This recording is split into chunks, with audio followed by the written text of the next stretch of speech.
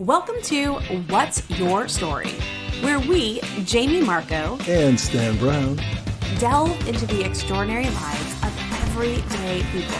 Listen in as we uncover the unique tales that shape who we are, one story at a time. Hey, let's get ready to explore today's story. Let's do it. Woo!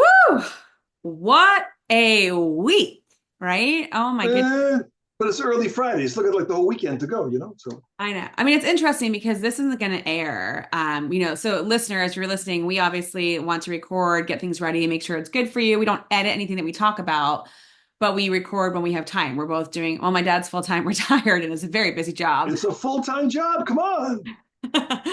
But so this isn't airing until, in a few months, but for those, and actually I'm praying that we don't have other storms to talk about, but we live in Florida and we've just Debbie, exactly. And our area was incredibly impacted by storms, by flooding. Mostly flooding was the damage, not really tornadoes, but flooding. And it's also back to school time. And there are so many families that are displaced. So many. Well, we've lived here about 37 years on the west coast of Florida. This was the largest by far rain event in probably over 4 or 5 decades. They say they plan, when you build homes, you build them for the 100-year floodplain. It was more rain than a 100-year floodplain. We had like 22 to 24 inches of rain. It's now up north. It's soaking some of the northern states. It's crazy. An incredible amount of rain. Heartbreaking. I mean, you see some of these families that their toys and everything is just flowing out in their yard. And someone was telling me they went to visit somebody in a community like that. And when they were there, they were at the community and they said the smell, the stench is just so bad, and we've seen, the flooding that's happened in Louisiana, New Orleans, and all these other places during hurricanes, but it's been disconnected from us. And then now when you're in it, it's such a... There's a guy up in Bee Ridge Road. They can't face his grandfather. They can't find him. He just no trace of him. They've been from Laurel Farms up to the end of Bee Ridge Road. They haven't heard from the guy. Daughter's going crazy. And that, you don't know, where are people? And the flooding on roads that you would never even imagine. We were trying to take some friends home the other day and I have an SUV and just driving down that, it was just insane. But so the reason I bring that up today is that our guest today is somebody who understands the importance of giving back and connecting with community and supporting those around you. She happens to focus mostly on women and children, but really those that are in need. And I just find her to be one of the most fascinating humans. She has such an incredible story. And so, Dad, I'm excited for you to connect and meet Dr. Simi Ranajee. She'll be joining us here in just a second. I think we just welcome her in. What do you think? Can you tell me what I can call her? What's a simple nickname for her? You can just call her Simi. Simi. Yep. All right. You ready? Let's welcome her in. Here we go. I'm ready. All right. Awesome. Simi, are you there? I'm going to give her a hard time for a second because she still has an AOL email address, but so do you. Both of you still have AOL. We're going to give you a hard time. It's coming back. Hey, Simi. Can you hear us? Oh, man, I can't hear you. Okay, let's see. We'll just sing a song. Be-ba-ba-dee-ba-ba. There we go. When you hear us. Hey, Simi, how are you? Good to see you. Good. How are you? Hi. I am going to give you and my dad the hardest time because you both still have AOL email addresses. Hold on. It's two against Oh my God, one. that's not even mine. That's my dad's. This is so weird. Well, then we can give our dads a hard time. Yeah, because mine's dr.sr@amisco.com. So I don't know how this Zoom cooked onto that one. Yeah, it used to be dinosaur.aol. Dinosaur. No, you know what, Stan? I say that we're loyal. At least my Absolutely. dad's. It's got nothing to do with, yes. It's a rare commodity today. That's right. You have to, yep. You can tell we're a little bit in marketing, right, Jamie? Yeah, I love it. Well, we were just talking before we welcomed you in, and the way that I introduced you is that we were talking about how our area just experienced some incredibly devastating, catastrophic flooding, and how you never realize, we've seen it in other states and other cities and other countries, and you've always your heart bleeds and you feel bad, you want to give what you can. And then when it happens to your own town, it's like, oh my gosh, it makes you even feel it's such an incredible feeling of guilt, first of all, if you didn't have anything happen to you, but also wow, what can we do? How can we give? And I introduced you saying that you are one of the people that I know in my world that are just that giving type. Like you are, we talked a little bit about how you have a not-for-profit. We'll talk more about that. And so that's what we introduced you. But before we even get started on that, sorry, there's so much to talk to you about, Simi. I I know. like to I'm start with this excited. question. So we're just curious on a scale of 1 to 10, 10 being that today is like the best day you've ever lived in your life. It's incredible, which are super hard to find. I'm very rarely a 10 myself. To a 1 being that you should have not left your bed today and not be peopling. What is your number today? Think carefully. Be careful. Yeah, I mean, this sounds crazy, but I would say a 9. Oh, I try and live, this is, with everything we've been through, and maybe I'm just older now, but you try and live every day in gratitude. And if you can start with being thankful and everything that's going right versus everything that's not maybe going the way you wanted to. I mean, yes, there's, 1 out of 10 things that I would like, and probably more for people that I love than myself to be different. But I mean, every day's awesome. We're here. Like, what else could you ask for? Our house, we didn't get the flooding, thank God. My sister's place, a mile and a half down, was hard to get to, and there was flooding on every side. And we tried to get food and some resources to friends, but that being said, we were there to help them, right? So when you start categorizing, like, is this good, is this bad, and obviously my what's great for me might be different than somebody else, sure. right? So our analysis of what means a 9 for me might be different. It could just mean that I actually woke up today and I'm breathing because Yeah. of things that have happened physically, or it could mean that my family's okay, or it could mean that we are able to pay the mortgage. So it's all relative. But I thank you for would guess. asking. I would guess your daily baseline is pretty high, anyways. I hope so, right? Because you You're want in to good walk into. company. Well, I Thank you. think Simi, one thing that I've heard you say before, not so just so listener, Simi has done a TEDx talk and it's incredible, and we'll talk about that in a minute, and it'll also be in the show notes. But one thing that I love that you said, and I've adapted that, is that not why is this happening to me, but why is this happening for me? And I just think that is like such an incredible mentality to have. Tell us a little bit about how you adapted that and where that came from. So that's actually Michael Beckwith. If you remember my talk, I actually took it one step further. So many people, and this is, I mean, this was me too. When something happens to you, the first thing we all think of is, why me? Like, is it my karma? Did I do something wrong? Did I eat wrong? Did I get cancer because my lifestyle choices? Was I negative in my thinking? Like, you go through all this trying to find a reason, because as human beings, we're looking for the why, right? We're always kind of Simon Sinek, we're looking for the why. And then Michael Beckwith said, if you really change that and you think of it for you, that there's a lesson in everything, that this happened for me because I can be more. Oh, Small freeze. you froze, and it was on such a good message. Hopefully, she will come back, and that is just what happens, folks, when you take No, don't blame technology. AOL. Don't do that. I'm gonna blame AOL. There, Yeah. And then that's very good.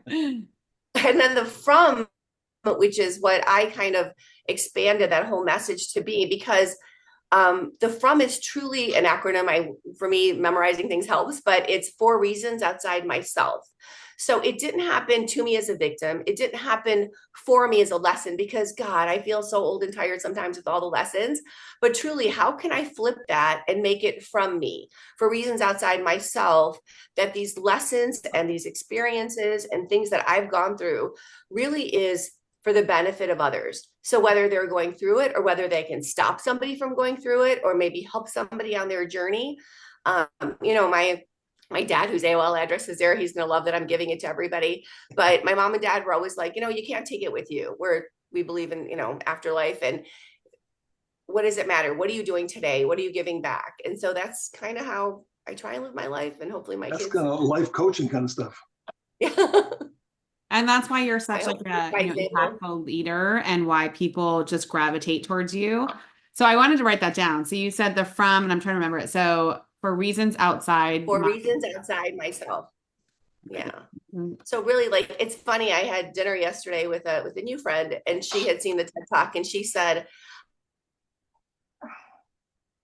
we keep How does she do that? pausing. That's I incredible. I know. wish I could do I that. I know. It keeps pausing to me. I wonder if maybe you turn off the blurred out background, it "There's won't get as much bandwidth. Hopefully she'll come back in just a second. But it's so incredible because if she comes back, she'll share with you even more of her story about how, there was a time where she was like, oh, there you are. I wonder, Simi, if maybe Yeah. not doing the background, it might be eating up too much of your bandwidth, the blur out. Don't worry, we won't hear what your background looks like. It keeps Well, I'm pausing on you here. though. You keep freezing, so we didn't hear anything you just said. Oh no. Okay, what was the last thing you heard me say? See the video. You had dinner with a friend. Yes. Okay. How's my background now? Can you see the Yeah, it keeps freezing. I don't know why it keeps freezing. Maybe is your bandwidth okay? Like your internet? It could be also everything that's going on right now. it could be this, from the storm the other day because it Yeah, was going down during that time. But is it okay now? you're good. Yep, go ahead. No, I was just saying that I met somebody and she had gone through cervical cancer and same thing. She's like, I kept thinking from me, what am I doing from me for this? Because you've got to take it to the next step for me to make meaning of something that's happened that could be traumatic or tragic in one's life. So Yeah. yeah, We keep who was go your ahead. muse in the past? it's a great question. Hughes, so I, you know, it, so we have a group of friends from Chicago, and Jamie, I think you've heard this because we try and do it down here with some mutual friends. Where a friend of mine said to me that you want to surround yourself with people that you're going to climb up the ladder with. So when you get to the top, you're with friends. So I try and surround myself. I always tell when I teach leadership training, or I tell my kids, surround yourself with the 5 people that are going to make you better, because you're going to be that sixth, right? So my muses truly stand. I know this sounds funny, but it's the people that are in my everyday life that I choose to surround myself with.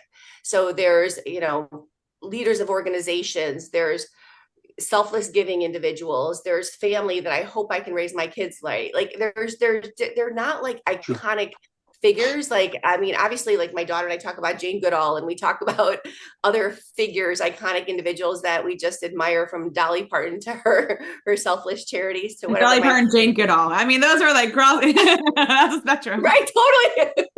From demographics to everything that they do. But I mean, everyone's got that good. And like, what is it that you want to emulate, and how do you want it? So I don't have one answer for that, but it's truly like I meet people like your daughter, and I'm like, oh my God, not only do I love to play pickleball with you, but like we can sit there and we can change the world and do something better. And so those are the type of people that are my muses. Like, I want to constantly surround myself with that energy because it makes me better. Super. I love that. First of all, feelings mutual. I met Simi at an event, and just instantly it's like when you meet somebody and you're like, oh my gosh, like you are my kind of people. I just absolutely adore. We don't get a chance to see each other all the time or play pickleball all the time due to static lives, but you know that at any moment, if I got a phone call, I'd pick it up and say, what do you need? Like that's just the type of thing I would 100% do. We keep kind of hinting at a little bit of your story, and I'd love if you can just share with our listeners, what happened to you a few years ago and about that moment of, from, right? Where is this coming from for you? And share with us a little bit of that background. Sure. So full disclosure, I'm in healthcare. I've been in healthcare for over 35 years, and I'm one of the patients that doesn't do what her doctor tells her. I was non-compliant with my cholesterol medication, and my labs were coming back fine. So before my doctor was going to officially take me off my cholesterol meds, she said, why don't you just get a CT scan so we know that you're fine? I said, all right, fine. So I went and got a CT, and lo and behold, there was a 3 centimeter mass on my upper left lobe. Wow. And my lungs. Yeah. And so, I went to all the specialties that be, and everybody said, oh, it can't be lung cancer. No way. You're 49. You're not a smoker. There's no history of cancer in your family. We're going to put you on antibiotics. It's got to be like a residual TB because we travel overseas, or it's got to be something else. We'll figure this out. What did your inner voice say at that point? Something was wrong with me. I mean, we went on a cruise for my mom's birthday and my parents' anniversary and a number of other things. And the entire cruise, not that I'm a heavy drinker, but I do like the cocktail, Jamie, Join the and club. Sure. I could not drink for 2 weeks. I could not go out. Like, we did some tours on this cruise. How you just know you're not yourself. Were you just fatigued? Fatigued, exhausted. Like, it was a weird energy through my body. Like, something was not right. And we came back, and I went and got another scan, and the mass had actually increased. Oof. And so they were going to do a PET, like we actually did a PET scan, but they didn't think it was cancer. It was really interesting. Well, when it increased, all of a sudden it went from being this mass we were going to get rid of to we got to get it out. We got to get it out. Mm. So I went to a really well-renowned institution, and so many things happened. I don't want to throw the institution down, but long story short, they were going to do a procedure on me that wasn't as advanced as it could be. And I went in and asked what the procedure was to get rid of I didn't know if I needed a resection, just take out what the mass was or the entire lobe. Lobectomy is my upper left lobe. So it's the largest. We all have 5 lobes in our lungs, right? 3 on one side, 2 on the other, 3 on the right, 2 on the left. So I started doing all this research. I started sending my basically like my face sheet, my history, my scans in chronological order to everybody that I knew. And being Indian, I'm kind of blessed because being in healthcare, it was like my relatives are doctors. I worked in healthcare. So you name it, between Stanford, Northwestern, I'm calling, I'm sending, I'm like, is this right? Is this right? This doctor wants to do an open on me, meaning they're going to basically put me on my stomach, cut through my back, break 2 of my ribs, go into my lungs. And my uncle is a pulmonologist. And he said, well, the worst they'll do is what's called VATS, video assisted thoracic surgery. So that's robotics, right? They go in through your neck and your back. So I was a little bit weary that now this guy wants to open me up.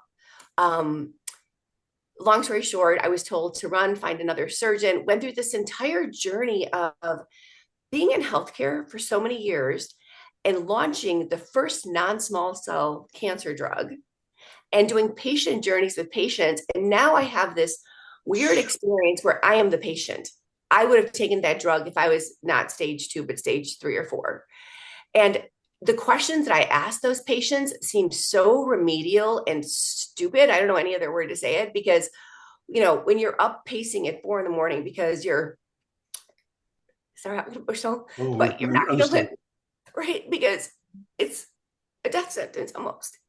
So that being said, it was quite the experience. And now I look back and I'm like, oh my God, I should have asked this, or I should have been like this, or I should have been more empathetic, or, kind of, Jamie, back to your point, when something happens and you hear about it, whether it's a storm, whether it's a physical issue, whether it's something, you really don't feel the gravity of what somebody is going through until you live it.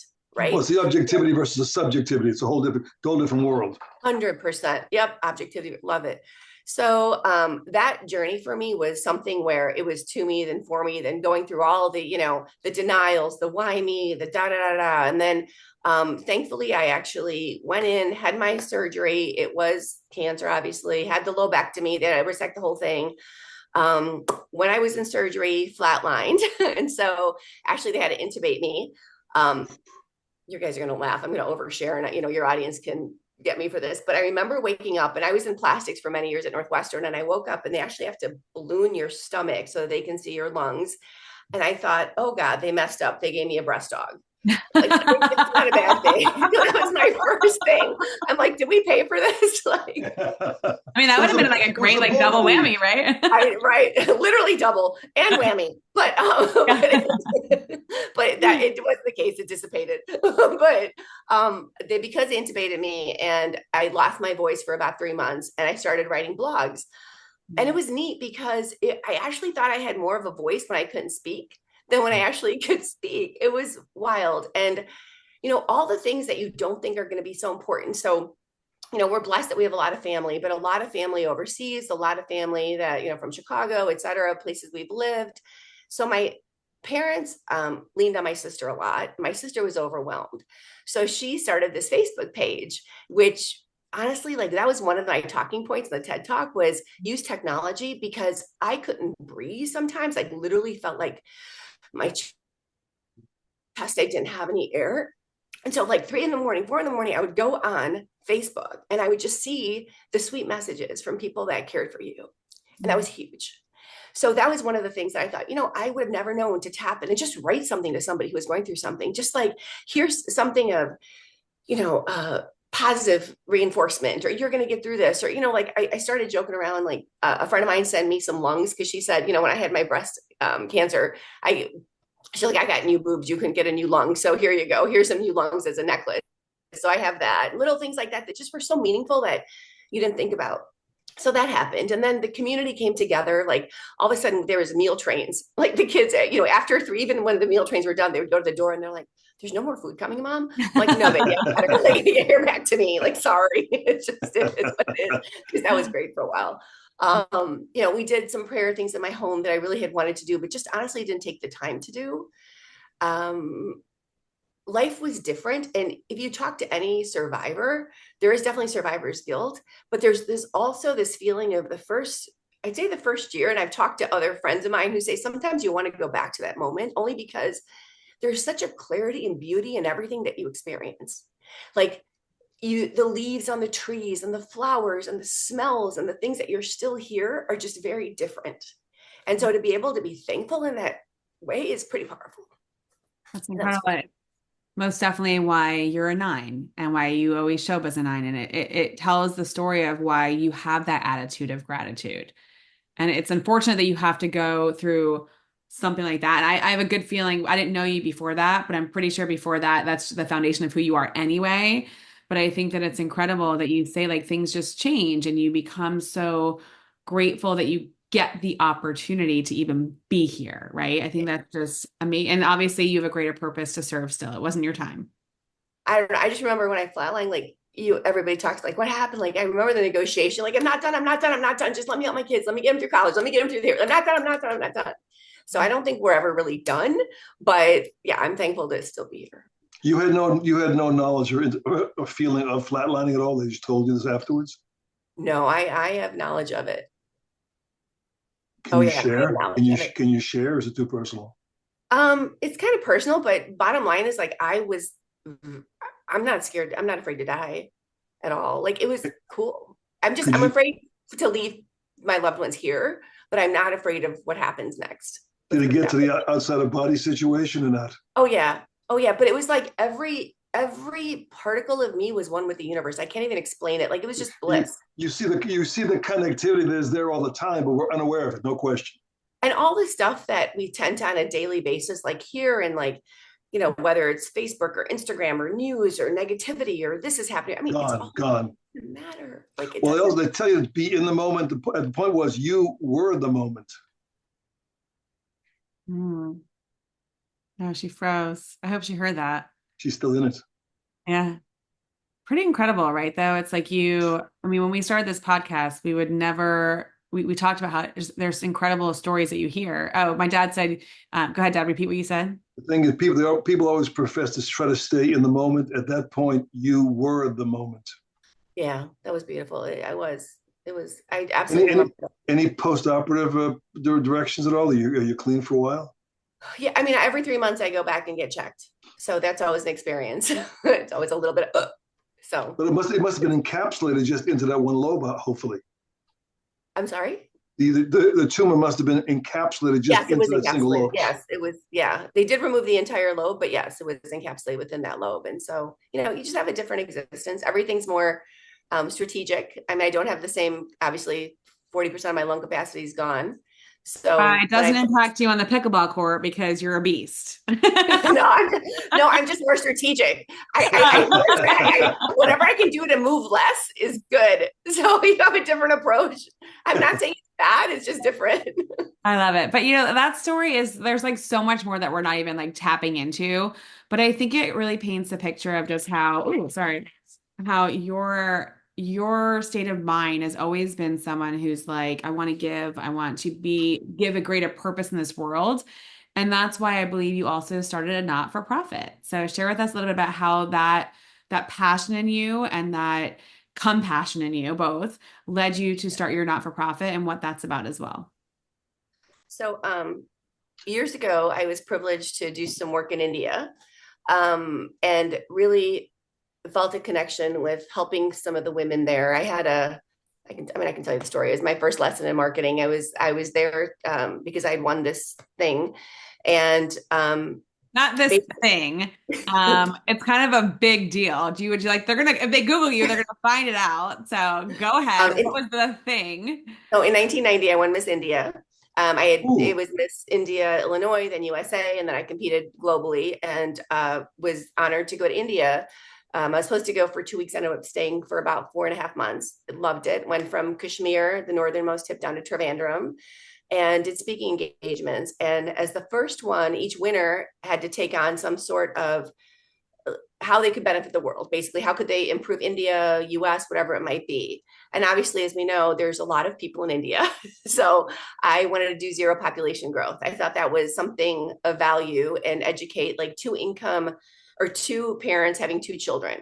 Where in many of the villages, they, the mindset is that the more kids we have, it's almost like a lottery. Someone's going to make it. They're going to get us out of this. It's not more mouths to feed. It's that we have more chance that someone's going to make it outside of our home and start get rich. So the thought process is like two parents, two kids, the two that you have, educate. Let's limit the amount of, because what was interesting was that the people who were actually in the cities were having less children, and the people in the villages or of, other cultures were having more and more kids. So there was the flip there from like who was actually going through school, getting educated as much as they could. So we wanted to be able to go in and kind of say, we're going for zero population growth. So I had an ambassador. I went to Parliament. They gave me a white van and condoms, and I was supposed to go in and speak to men. And Great. yes, which in all some of I can speak Hindi, but some of the terms were a little bit foreign to me. I was very naive. I'll leave it at that. I was 19, 20 years old, and trying to approach men to talk about what they need to put on certain body parts for something that sounds ridiculous. Yes, just sounded ridiculous. So I cried for about 2 weeks, and then I talked to my aunt and ended up asking for ovulation watches and calendars, and sat around in circles and talked to the women, which I think I probably got more out of it than they did, and really tried to approach it from a scientific perspective and not a, like emotion. Even the mother-in-laws, like everyone thinks that, oh, you're having another daughter, like it's your fault. No, it's not. It's actually the male that determines the sex of the child. And that's, so let's really break it down, and let's break it down how much control you truly have, and when do you ovulate, and when can you close your legs, and how many children do you want, and is this sustainable? And, let's give some of that empowerment back to these women who really are freaking amazing. Like I could sit here for hours and tell you stories about that time. But so I had this passion, and this friend of mine knew about that. So he called me and he said, look at Modi, who is the prime minister in India, is doing this initiative where they're using neem oil, NEEM.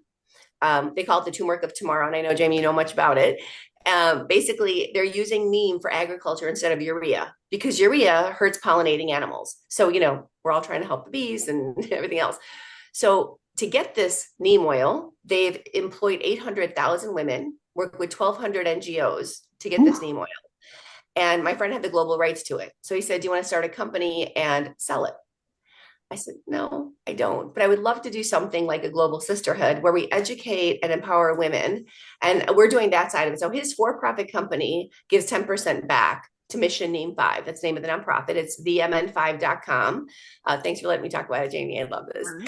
So themn5.com literally is, the goals are to educate on all these holistic natural products that you can use, like triphala, turmeric, neem oil in your home, not having to use chemicals, having a safer, healthier kind of existence. Helping women in financial situations where a lot of our research has shown us that many women, even today, don't have their own bank account, don't have anything in their name, will give their checks over to their spouse or put it into a bank that they have no control over. So trying to get that understanding of budgeting and making sure that they have the ability to be independent. So it's truly independence through education is what we talk about. And then, whatever we can do, we've got another program within that framework called Drops of Neem, which is just kind of our give back. We've helped, we probably over a dozen now since we started, primarily around the holidays, but we just gave a grant to a woman who is working 3 jobs, husband has stomach cancer, can't make ends meet. We don't give just cash to them, but we will pay like Florida cancer specialists, or we'll pay rent, we'll pay directly to the place that they're living to make sure that the money is going where it's allotted. And they'll ask us for certain like little drops just to get them through. If it's holidays and they need something for their children, but usually it's sustainable things like books or shoes or that they would need for school. So it's been pretty powerful because many of us on the board. Yeah, sorry, Stan. Is neem consumable? Neem is consumable, yeah. It's an organic substance. So if you Google it, you'll learn it's actually in many, many things that you probably use today. It's in shampoo, it's in toothpaste. It's used for pets and antibiotics. Anybody who does any kind of agriculture usually knows about neem oil because they put it on their plants. You What can are the use it physiological benefits to humans? to humans, a number of things. Like I said, you can, it's antibacterial. There was some research on when COVID was coming, making clothing out of with some neem particles, things of that nature. So yeah, I mean, multiple benefits. How do My you use mom, it how do growing you up use would it say, well? Go ahead. How do you use it in no, I your, said, oh, sorry. how do I use it? Yeah, everything from toothpaste to soap. We use it there's powdered form of neem. You can drink it. You can make little smoothies with it. We're actually doing an event in Chicago where we're taking all of our holistic products from neem, turmeric, whatever, and showing the health benefits and then different drinks that you can make with it. We're probably not going into cocktails this time, but smoothies with where you add things, moringa powder. I mean, I can go on for days about all the different things that we talk about. It's pretty cool. That's so incredible. And I know that you've done some fundraisers and you've done different things to support the community here locally as well too. And I just think it's absolutely incredible that you give that opportunity to give back. Your stories are incredible. And I know that you have also written some of those stories down so people can read about them. But one of the things I think also is cool about you is that you lived in Chicago for a while and there was, because I don't know how you find the time to do this, but there's I feel like you're a cat and there's 9 lives of Simi, because you also, and we took advantage of it recently, but you also educated students in the public schools in Chicago on learning some skills. Why don't you tell us a little bit about that? Yeah. I see you. I see you, Simi. I see I you. know. You see all of me. You see all my I do. stories. You see all my life. I love that. So, after I had done the whole pageant thing and had the opportunity to meet people, one of the coolest things during the pageant is when we did the Miss India USA part, I met all these Indian women from all over the US who had different accents and same thing when it was the international, when it was worldwide. They all look like me, but their accents were different. Their experience, their lived experiences were different. So you can't really like judge anybody ever, right? That's the bottom line. So one thing that I noticed is that when everybody came together, especially for a meal, when you think about etiquette, manners, and protocol, everyone is just trying to be their best and make others feel comfortable. But part of that education, especially in the US, because we're you can keep them on. Hey, David. Listener, if you're watching the video, you'll see that my husband keeps sneaking in. Hello, He cousin out. Ish. But what's so funny, look at the shirt he's wearing. Come show the shirt that you're wearing. Does it say I see you? No, be curious, not judgmental. I just said that. We planned this. I texted him earlier and I said, look, I'm going to be talking about no judgment. And can you walk in at 1:29 because it's going to be perfect. Yeah. Perfect. I have no head, just a body and legs and arms. You never look so good. Ain't got nobody. No, he's got go ahead. Sorry. Where's Hannah? No, okay. So that was an interesting thing for me. Like just, like being raised here, I wasn't used to seeing that. And there was this different way of eating, different way of speaking, different way of greeting. Maybe not, how are you today, Jaime? Like your TED Talk, how are you doing? How are you feeling? Everybody had their own way of kind of approaching a situation. And I thought, wow, this is something that in the US specifically, because we're such a melting pot, do we know what we're supposed to do? So I started researching it and it was pretty fascinating to me that, the etiquette training primarily comes from the UK that we use here. So what's American etiquette, right? So truly protocol is the order in which you do something. Manners is how you do it, but etiquette is putting others at ease. So if somebody is eating not appropriately, instead of calling them out on it, you might take the wrong fork to make them feel comfortable. You're supposed to lead by example, but what you don't want to do is put somebody else in a situation where they're feeling defensive. So I thought that was fascinating. So I started teaching everything from C-suite individuals that were traveling overseas to companies and groups about etiquette, manners, and protocol and traveling, and just to find kind of little nuances to make the outcome of that meeting or encounter easier for everybody. Well, one of the things that happened is a friend of mine started a not-for-profit called Common Threads. It was her and Art Smith, and it was education through food. So she called and said, hey, Sim, can you teach these kids, Chicago Public School, 4 times a year, the basics on etiquette? And I said, oh my God, yes, but it's not about etiquette. It's truly about being comfortable in your own skin. I want these kids to walk into an environment and know what a table map is, know what a table setting is, know that they're going to have a 3-course meal or a 5-course meal, know that you pass to the right, that the salt and pepper are married, like make it fun. And so we started doing that, which is really cool. And then one thing leads to another. And the kids loved it. They were coming out of their shells. They learned about 3 conversation items and, what they're supposed to do when they're speaking, from making eye contact and not chewing with your mouth open. Wow. And the wild thing was that the kids knew it, but the parents didn't. Yeah. Wow, So but then not my surprising. best friend and I from Chicago, she's a graphic design artist. We wrote a book called The World of Wonder, which is for 7 to 12 years of age, an etiquette guide for kids. So that led to the WOW series, which we're doing the World of Wonder, the World of Work that I did with Suncoast Blood Centers here locally after COVID with Healthcare Heroes. We did a empowerment program for them. And we're also doing the World of Weddings, which we're going to talk about. I know we're not supposed to talk about this word here in Florida, but we'll talk about inclusion and differences and ways that people come together in union. So it's the World of Weddings, but it's really more about ways to embrace the way that people have different existences. I love that. I know I'm being very vague, but you guys get it. But listen, like you're making the world like a more acceptable place. Like I really truly think that doesn't matter where you fall politically, we should all just understand that people live different lives and it's not our business. That's just my personal opinion. But I love that I think the thing about the etiquette thing is something that's like sticks in our head. So my daughter sets the table every night for dinner. Like that is her job.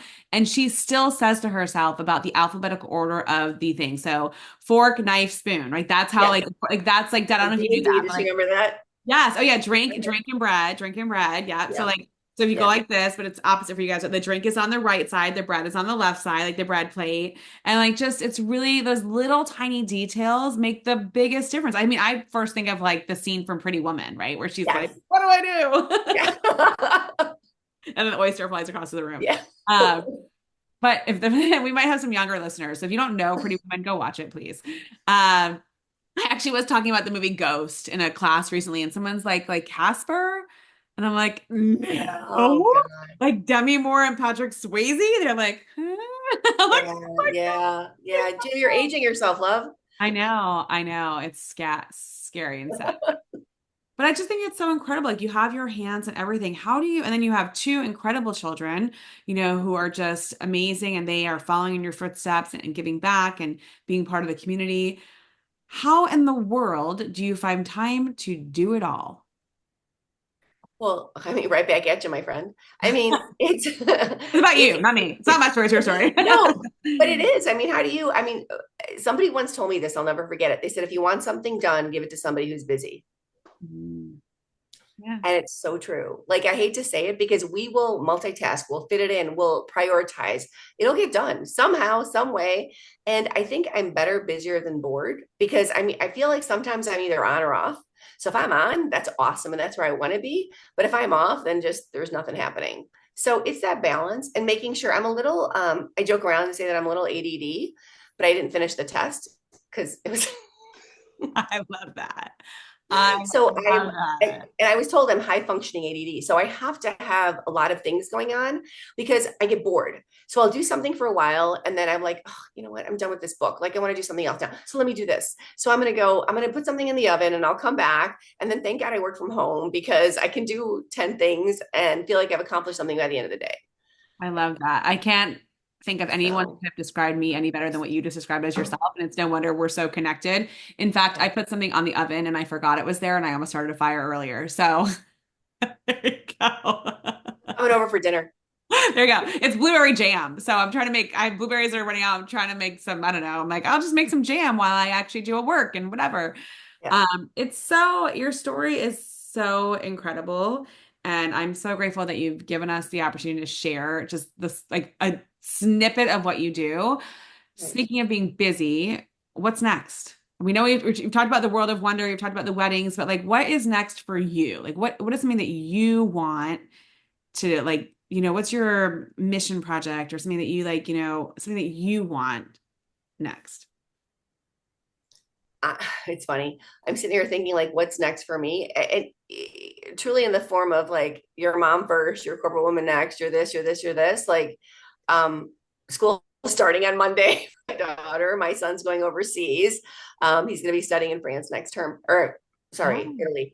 Yeah, we'll talk to you about. amazing. I didn't know that. Yeah, Incredible. yeah. It's literally trying to, we joke around that, it's surviving day by day and just checking off what needs to be done. Yes, there's big pictures, but we've got some big things coming up. We've got the Sweet Home Chicago event for Mission Neem 5. That's going to be October 3rd.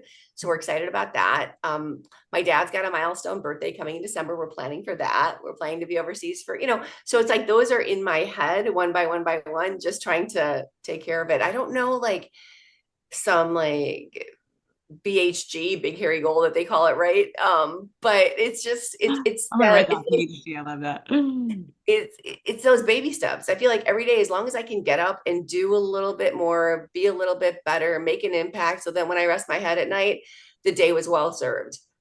It's just like a check mark. So I start the day with goals and I see how much I can get. I don't beat myself up anymore. I think because I feel like I'm more tired than I used to be, and I just try and do what I can. But yeah, there's definitely the sense of accomplishment every day. I get the sense there's no retirement in your distant future. So Stan, that's it. It's funny you said that. I would like the option to retire and say that I'm retired, but I think it would just be more nonprofit work. Yeah. You're making me rethink the title of my first book, The Benefits of Low Goal Setting, but I'll think about that. My book is for the masses, by the way, not for people like you. Well, that's another thing, though. Low is definitely a relative term. No question. Right? So my low could be very different than someone else's low. Yeah. And it definitely is. Would you commit to writing the foreword for that book should it ever get published? 100%. Whatever you need, I'm there for you. It's on tape. Okay. No problem. As long as you and Jamie will do the dance again for me. You did a dance? Do you remember the Deo dance that we did at the fundraiser? We came out. I've got video of it, video proof. Maybe one day I'll post that. Do you not remember that? You really remember? A time capsule or what? You really don't remember that? When you're retired, you have like things are sketchy. You've got to be kidding me that we came out like at my fundraiser that I did and we did Deo together. You really don't remember that? I'd like to see it again. Oh my gosh. I'm like heartbroken. At the same time, I'm like, let's get you to a doctor. I'm sure I know one. Doctor, I know, I was going to say, Simi, what relative do you have that can help us out? I'm sure you know one. That dance. Oh, yeah, of course. Your story is so incredible. And it was one of the reasons why, I'm so glad that you agreed to be a guest on our podcast. I think there's just so many nuggets to take away from there.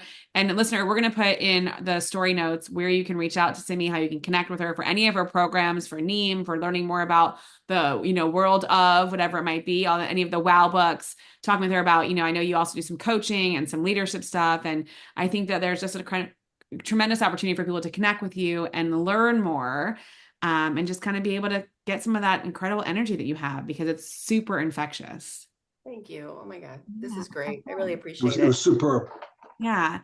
Thank you so much for taking time out of your day to be with us. We appreciate you so much. And I look forward to, let's get some pickleball on the calendar. As soon as school's back in, like that is when I can actually just have a brain again. Okay.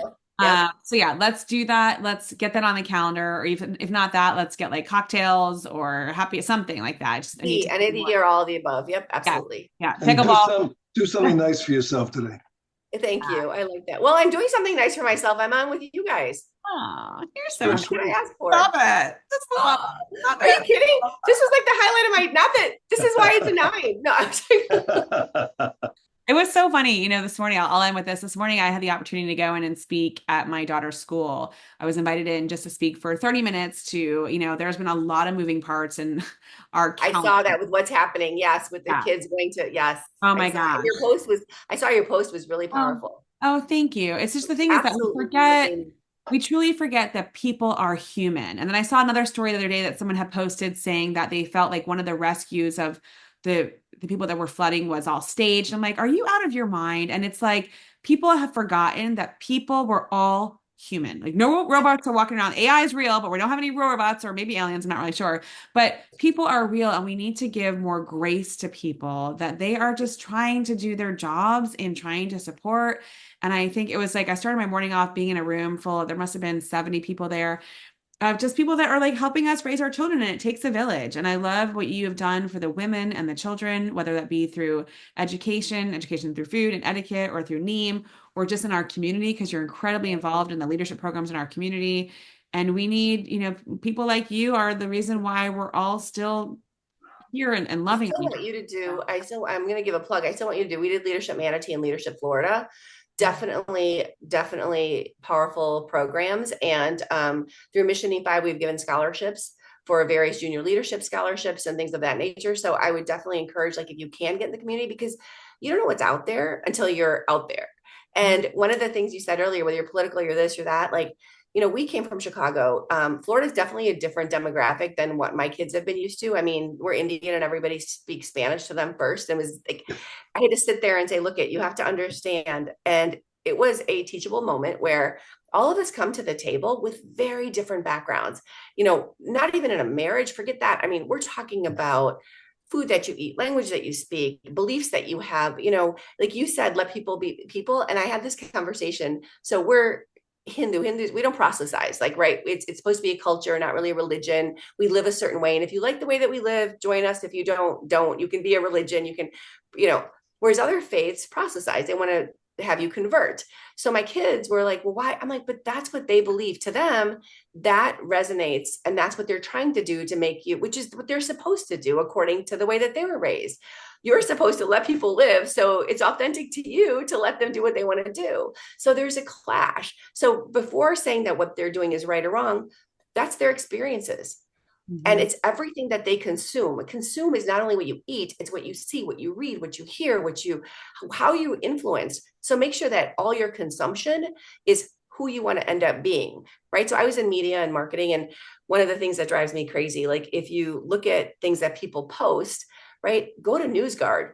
They know what the outlets are. They know what is actually true and not true. And so when people are coming to me with misinformation, I'm trying not to get frustrated and be like, oh my God, that is not a real website that you're quoting. Like, just let's be real, and not being judgmental, but being educational, informative, and loving in a way that is going to not put people on the defense. And I want to learn too, because I could be totally wrong. Like one of my media friends just told me about NewsGuard. So it's like, yep, let's do it. Yeah. That's the thing. I think that we just need like more grace, more understanding, more connection. I know people are going to be streaming this on their devices, and I'm like, put your devices away. But no, listen to the podcast and then when you're driving, you can stream this and listen, because you don't want to see our background anyways, or at least mine. So there you go. Yeah.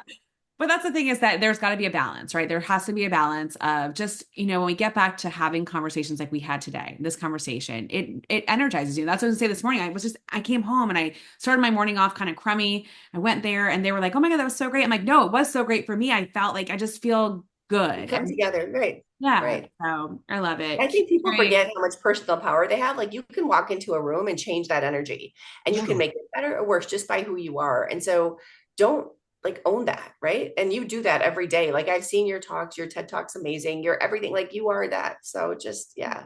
Like, not about me, but anyway. But we have fun little fact, Dad. So when Simi and I first met, we had so many things in common, but we're both tri-deltas. We're both deltas. So we have different schools, but we have so much in common. And it was just, I love that we have that connection. I'm so grateful to have you as part of what I like to call my board of directors. You were talking earlier about the 5, but I have a really good friend, Heather Caston. You may know her. She talks about create your own board of directors, people that are in your lives that help give you guidance. And you talked about that.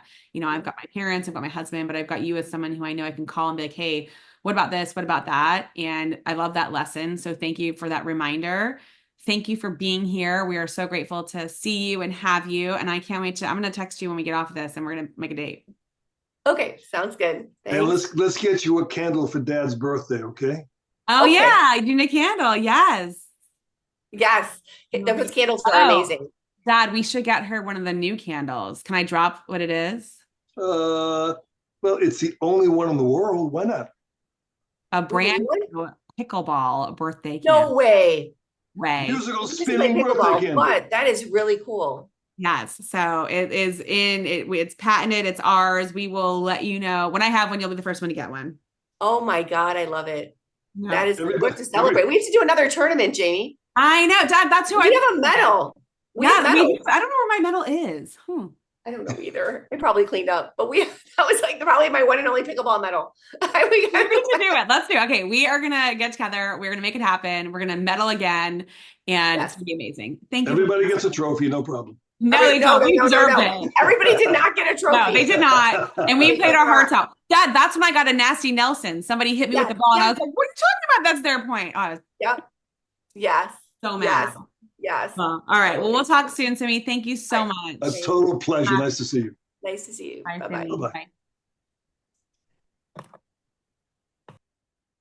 Bye. What a conversation. What a way Boy, to do I feel inadequate after that? kind of are. Haven't gone to India, haven't worked in the schools. Maybe I've done society a favor by avoiding society all these years. Hey, you know what you said? The benefits of low goal setting. You're happy. You have kids that are carrying on your legacy. It's all good. So far, as the guy said, as he jumped off the Empire State Building, hurtling to the ground, as he passed the 52nd floor, he said, "How you doing?" So far, so good. Oh my gosh. Do not do that. Don't say that. And on that note, that was incredible. And it just shows that all the conversations we have, we never know what someone's story is. She's great, though. She's outstanding. Yeah. Well, thanks, Dad. I love you. And Love you too, baby. Back at you. soon. Is And this going in our time capsule? it is. This all is our time capsule. That's what it's about. Even if no one ever listens to these, aren't you having fun just us talking? Oh, absolutely, no question. But it gives you a chance to, what she went through in the trauma, the personal trauma. It's trying to get to a point of feeling that the connectivity among everything is always there. It's amazing how we overlook it, getting caught up in a little mini worlds, but we just overlook what happens, just what the reality is. We just don't see it. It's in front of your eyes. It's hidden in plain sight. She had to go through that kind of whole trauma situation to realize that. It's the more you feel connected to people, you're not separated from anybody. But that's topic for a different discussion. It definitely is. All right. Love you, Pops. I'll talk to you soon. I'm sure I'll talk to you like in 5 minutes somewhere. 9.5. I'm feeling good. Talk to you soon. Love you. Bye. Yeah. Hey, thank you for tuning into today's What's Your Story podcast. To learn more or share your story, go to jamiemarco.com. That's www.jaimemarco.com. And we will see you next time.